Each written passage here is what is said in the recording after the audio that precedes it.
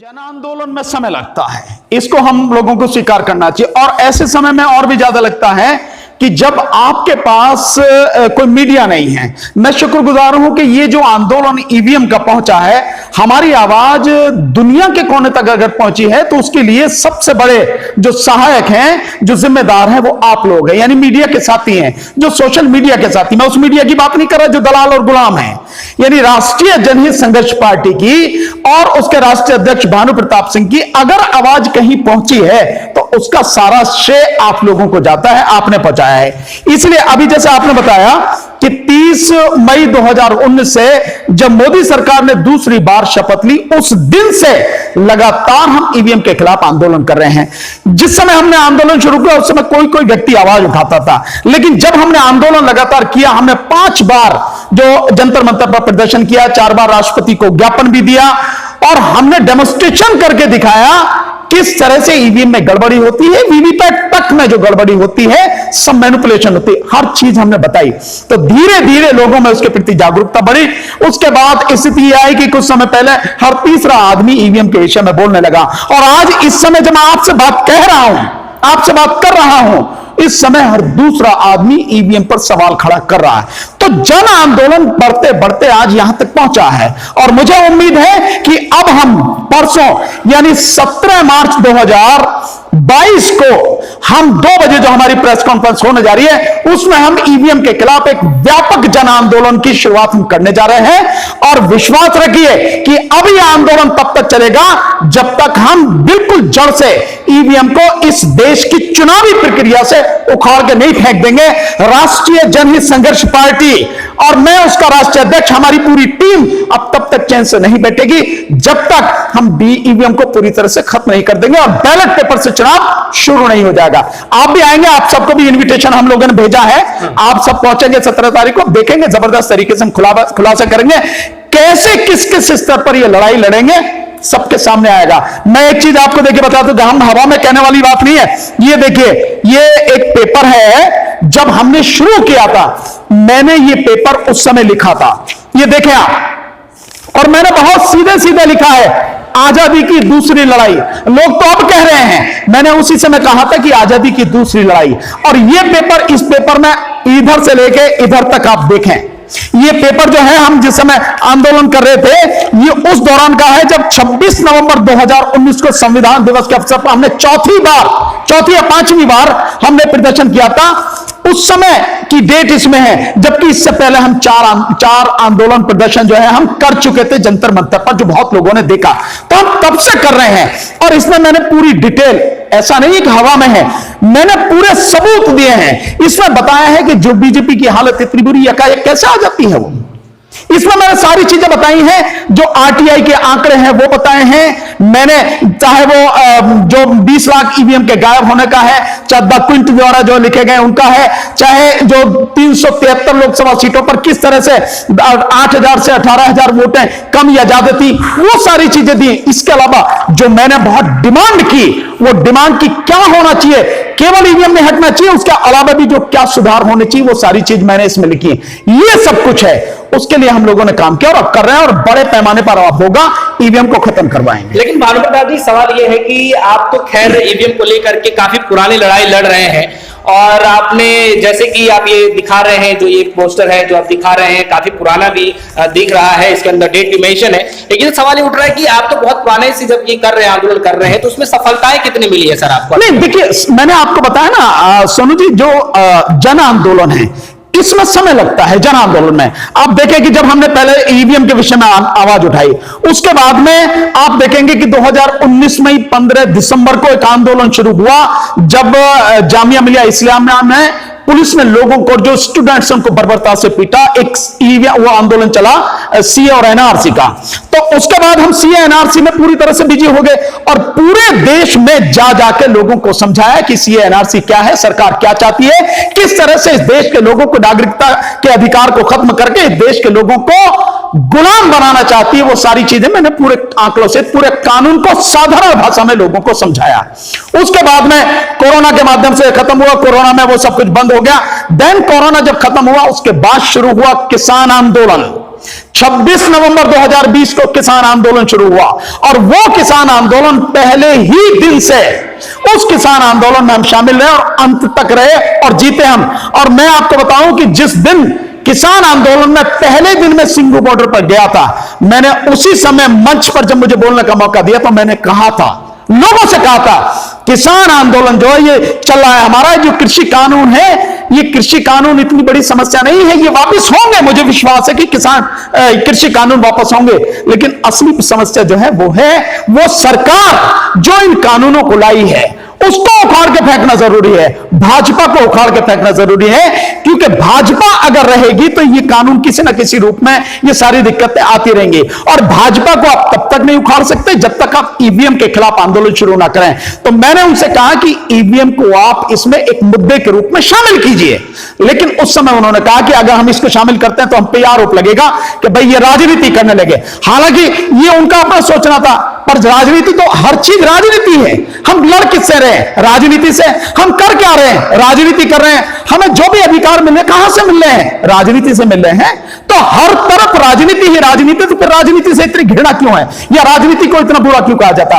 राजनीति ही करनी पड़ेगी, इस देश के हर व्यक्ति को करनी पड़ेगी, नौजवानों को सामने आना पड़ेगा, पढ़े लिखे जो काबिल लोग हैं उनको सामने आना पड़ेगा, राजनीति करनी पड़ेगी। और आज सबके सामने है कि ये पूरा चुनाव उत्तर प्रदेश का और पंजाब का लूट लिया, ईवीएम के माध्यम से लूट लिया। और अब लोग कह रहे हैं, मैं ये बात पहले ही कह चुका था, 10 फरवरी को पहला पोलिंग होना था, पहले फेज का पोलिंग होना था। मैंने 9 तारीख को जैसी मुझे इंफॉर्मेशन मिली, 9 तारीख की रात को वीडियो बनाया, जो आप देख सकते हैं हमारी पार्टी का जो चैनल है आरजेएसपी भारत का सच, आरजेएसपी भारत का सच, उस चैनल पे मैंने रात को ही डाला वो वीडियो बना के, लोगों ने देखा है उस वीडियो को। और उसके बाद मैंने पूरे चुनाव में मैं शामिल रहा उत्तर प्रदेश के, मैं यहां से लेके इस गाजियाबाद से लेके और आगे तक, मैं वहां तक बनारस तक पूरे में गया, हर जगह मैंने वो बात बताई। और अब आप देखें कि करोड़ों में लोग उसको देख रहे हैं, मेरी उस बात को मैंने तब कहा था, लेकिन लोग समय पर नहीं मानते हैं, वो स्थिति होती है। लेकिन भानु प्रताप जी, एक सवाल यहाँ पे उठ जाता है कि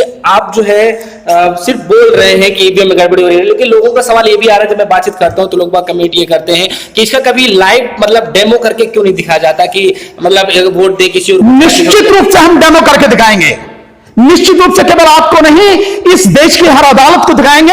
और हम पूरी कोशिश करेंगे हर जिले में जाके लोगों को, आम जनता को डेमोन्स्ट्रेशन करके दिखाएं। हम उसकी व्यवस्था भी कर रहे हैं, इसकी आप चिंता ना करें। मैंने बताया आपको 17 तारीख को पूरा प्रोग्राम, किस तरह से इस लड़ाई को लड़ेंगे और किस तरह से इस लड़ाई को जीतेंगे, चाहे किसी स्तर तक जाना पड़े, हमें अपनी कुर्बानी भी देनी पड़े, हम इसकी चिंता नहीं। लेकिन देश पर जो ये अभिशाप है, जिससे देश के लोकतंत्र को पूरी तरह से खत्म किया जा रहा, दिन दहाड़े उसका कत्ल किया जा रहा है, उस लोकतंत्र को, उस संविधान को बचाने के लिए हम हर चीज करेंगे, लोगों को बताएंगे, डेमोन्स्ट्रेशन करके दिखाएंगे, न केवल ईवीएम का बल्कि डेमोन्स्ट्रेशन करके दिखाएंगे, हम वीवीपैट का भी सबको दिखाएंगे, सबके सामने होगी सारी चीजें। तो सर, अभी काफी पुराना आपका ये मुद्दा था और बीच बीच में आप आंदोलन में जुड़ते गए, और फिर हो सकता है कि उसकी वजह से जो है, जैसे कि आपने बताया कि जैसे किसान आंदोलन में जुड़े, फिर सीएनआरसी जैसे मुद्दे में जुड़े, उसकी वजह से आप अपने मुद्दे से भटक गए, लेकिन आंदोलन आपका फिर भी चल रहा है। लेकिन समस्या सर यहाँ पर ये आ रही है कि क्या आपको लगता है कि जो आप पहले लड़ाई जो लड़ते थे और अब जो लड़ाई लड़ने जा रहे हैं उसमें कुछ डिफरेंस भी है भी, या सर वो आप पुरानी नहीं, निश्चित रूप से देखिए अंतर आएगा। देखिए 2 चीजें हैं, आप कह रहे हैं मुद्दे से भटक गए, हम भटके नहीं। अगर मैं मुद्दे से भटकता तो मैंने किसान आंदोलन के मंच से कई बार ये बात उठाई, और मैं आपको बताऊं कि आखिर तक आते आते जो किसान आंदोलन के बहुत से नेता थे, बहुत से जो साथी थे, वो मेरी इस बात से सहमत थे कि आपको जो आपकी ये ईवीएम की बात है बिल्कुल सही है। और उस समय जब हमने सिग्नेचर कैंपेन शुरू किया तो वो लोग भी इस बात पर सहमत हुए कि यस, आपका सिग्नेचर कैंपेन बहुत सही है, हम लोग भी इसमें आपका सहयोग करेंगे। उसी दौरान फिर यह हुआ कि जो किसान आंदोलन है वो कृषि कानून वापस लिए सरकार ने, किसान आंदोलन स्थगित हो गया, देन वो सारी चीजें रहेगी। लेकिन उस सबके बावजूद भी हमने जो हस्ताक्षर अभियान चलाया, हाँ, लोगों को जिस संख्या में हमारा साथ देना चाहिए था साथ नहीं दिया, वो अब इस बात को महसूस कर रहे हैं। तो जो आने वाले समय में है, न केवल सिग्नेचर कैंपेन चलेगा बल्कि वोटर लिस्ट में जिस तरह से हेराफेरी की गई है चुनाव आयोग के माध्यम से, हर बूथ से 50 से लेकर 100, 150, 200, 250 तक वोटें काटी गई, यहां तक कि एक गांव की तो पूरी की पूरी 600 से 700 वोटें काट दी गई। उन पर भी ध्यान दिया जाएगा। इलेक्शन कमीशन जिस तरह से भी, जिस स्तर पर बेईमानी कर रहा है प्रशासन के साथ मिलकर, हर स्तर पर अब उसको करारा जवाब दिया जाएगा, उनको रोका जाएगा। इस ईवीएम के खेल की बेईमानी को पूरी तरह से खत्म किया जाएगा। आप देखेंगे हम 17 तारीख को पूरा प्रोग्राम जब अनाउंस करेंगे, सब चीज उसमें सामने आके बताएंगे आपको। सर अभी हाल ही में चुनाव हुआ, 5 राज्यों में चुनाव हुआ और उसके बाद जब सबके रिजल्ट आ गए तो क्या लगता है कि जो रिजल्ट आने के नतीजे के बाद सर आप फिर से ईवीएम को जो है नहीं, केवल ये बात बार बार विपक्ष के नेता बार बार ईवीएम पे देखिए, हमारे देश में दिक्कत यह है कि जिनको सुनना चाहिए, जिनको संविधान की रक्षा करनी चाहिए, जिनको लोकतंत्र की रक्षा करनी चाहिए, वो नहीं सुन रहे हैं। क्या जो कुछ आपको दिख रहा है, जो कुछ इस देश की आम जनता को दिख रहा है, क्या इस देश की अदालतों को नहीं दिख रहा? क्या हाई कोर्ट के जजेस को नहीं दिख रहा? क्या सुप्रीम कोर्ट के जजेस को नहीं दिख रहा? क्या उन्हें सुमोटो एक्शन नहीं लेना चाहिए इस देश के लोकतंत्र को बचाने के लिए, इस देश के संविधान को बचाने के लिए? आखिर सुप्रीम कोर्ट तो इसकी देश के संविधान की संरक्षक है, उसके बिना, उसके अलावा कौन करेगा उसको? तो जो चीजें सामने आ रही हैं लगातार, जो ऑडियो आप सुन रहे हैं, जो वीडियो आप देख रहे हैं, हम देख रहे हैं, साधारण जनता देख रही है, क्या उन सबको नहीं दिख रहा? दिख रहा है, लेकिन वो समस्या यह है कि वो नहीं ले रहे। तो सब इसकी आंदोलन की, जब बड़ा आंदोलन होता है उसकी तैयारी में थोड़ा समय लगता है।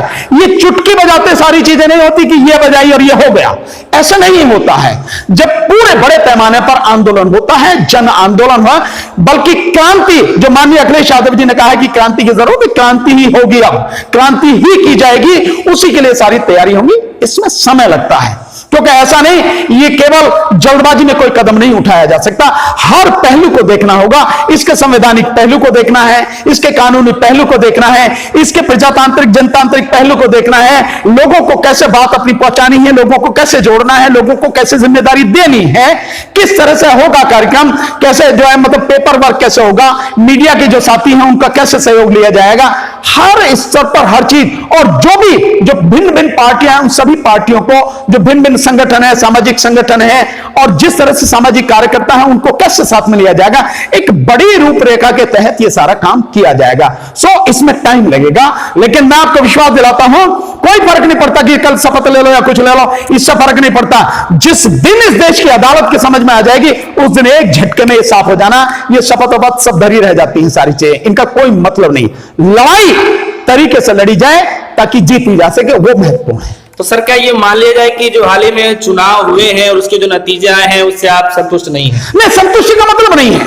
आप कहेंगे कि पूरा आपका गांव का गांव लूट लिया गया, आप संतुष्ट होंगे क्या? आपके घर को तबाह कर दिया गया, आपके घर को चोरी नहीं हुई, आपके घर में लूट मची है, इससे, और ये तो पूरे प्रदेश को, देश को लूट लिया गया है भाई।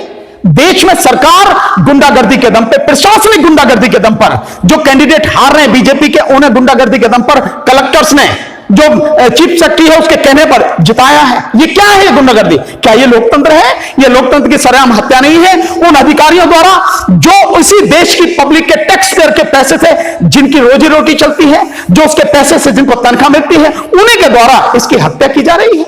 ये जो सारी चीजें हैं, ये सब कुछ संतुष्टि का मतलब ही नहीं है। जो बेईमानी हुई है, उस बेईमानी का करारा जवाब दिया जाएगा, उसके खिलाफ लड़ा जाएगा, और आगे ये बेईमानी ना हो, लोकतंत्र की सरेआम हत्या ना हो, देश का संविधान पैरों तले न कुचला जाए, उसके लिए जबरदस्त तरीके से आंदोलन करेंगे, जन आंदोलन करेंगे। सर आंदोलन का आपने तारीख अभी तक बताया नहीं है, लेकिन अभी प्रेस कॉन्फ्रेंस के लिए आपने तारीख बताया है, तो क्या वहां से प्रेस कॉन्फ्रेंस से कोई आप आगाज करने वाले? निश्चित रूप से। देखिए, प्रेस कॉन्फ्रेंस इसलिए है कि उसमें हम बताएंगे कि हमारी क्या किस तरह की योजना रहेगी, कैसे हम काम करेंगे, और आप ही के माध्यम से हम लोगों से रिक्वेस्ट भी करेंगे कि जो लोग इस ईवीएम से विरोध में हैं, ईवीएम के विरोध में हैं, जो नहीं चाहते कि ईवीएम से चुनाव हो, जो चाहते हैं कि बैलेट पेपर से चुनाव हो, जैसा अभी आपने कहा, मैं आपको इसके 3 उदाहरण बताऊंगा। जो अभी आपने कहा कि जब बैलेट पेपर गिने जा रहे थे तो 300 से ज्यादा सीटों पर जो समाजवादी पार्टी आगे थी, 51% उसे वोट मिल रहा था, 51%, यानी आधे से ज्यादा वोट मिला था बैलेट पेपर्स पे। और वो जब ईवीएम आई है तो सुपड़ा साफ हो गया। मतलब जिस तरह की स्थिति, केवल ये स्थिति नहीं है, आपको मैं पीछे ले जाता हूं 5 साल पहले। जब 5 साल पहले उत्तर प्रदेश में चुनाव हुए थे इसी तरह से, और बीजेपी की सरकार बन गई थी, उसके बाद में 2017 के आखिर में चुनाव हुए थे नगर पालिका के चुनाव में 14 जो नगर निगम थे, उनमें चुनाव हुए इससे मशीन से, ईवीएम से, उनमें बीजेपी जीती 14 में से 12 में। और जो बाकी लगभग 3000 के लगभग जो वो हुए थे नगर पालिका के, उनमें बीजेपी बुरी तरह से हारी, औंधे मुंह गिरी। ये इसलिए स्थिति क्योंकि वो चुनाव होते बैलेट पेपर से। इसके अलावा कर्नाटक में जब लोकसभा का चुनाव हुआ, सारी की सारी सीटें जो बीजेपी के पास चली गई, और उसके बाद नगर पालिका का चुनाव हुआ बैलेट पेपर से, सुपड़ा साफ हो गया बीजेपी का। क्या है इसका मतलब? इसका मतलब साफ है, हम बार बार कह रहे हैं कि बैलेट पेपर से चुनाव कराया जाना चाहिए। बैलेट पेपर से जिस दिन चुनाव हो जाएगा, ईवीएम खत्म हो जाएगी, बीजेपी उसी दिन खत्म हो जाएगी, सुपड़ा साफ हो जाएगा। 20% से ज्यादा लोग बीजेपी के साथ नहीं हैं। 80% इस देश का नागरिक, इस देश का मतदाता बीजेपी के विरोध में है।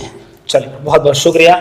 हमारे साथ जुड़े रहे आरजेएसपी पार्टी के राष्ट्रीय अध्यक्ष भानु प्रताप जी, और राष्ट्रीय जनतांत्रिक संघर्ष पार्टी के ये राष्ट्रीय अध्यक्ष भी हैं। तो 17 तारीख को इनकी प्रेस कॉन्फ्रेंस है, और उस दौरान जो ऐलान करने वाले हैं कि ईवीएम को लेकर के जो है क्या क्या रणनीति अपनाए जाने वाले हैं, क्योंकि हालांकि ये बहुत पुराने ईवीएम को लेकर के जो है मैदान में उतरे पड़े हैं, कैंपेन काफी ज्यादा चला भी चुके हैं, लोगों ने ज्यादा हद तक समर्थन नहीं किया है, लेकिन कहीं ना कहीं जिस तरीके से 5 राज्यों में चुनाव हुए, लोगों के अंदर आशंका इस बात को लेकर के है कि आखिर ऐसा क्या हुआ कि जीतते जीतते जो पार्टी जिसकी हल्ला बोल था, सब कुछ था, उस पार्टी धाराशायी होगी अंदर। तो ईवीएम को लेकर के जो सबकी निगाहें टिकी पड़ी है, क्या हकीकत है, क्या सच्चाई है, ये तो आने वाला वक्त ही बताएगा, जब भानु प्रताप जी ईवीएम का जब लाइव डेमोस्ट्रेशन करके दिखाएंगे, डेमो करके दिखाएंगे कि क्या वाकई में ऐसा हो सकता है। फिलहाल कितना Press the bell icon on the YouTube app and never miss another update.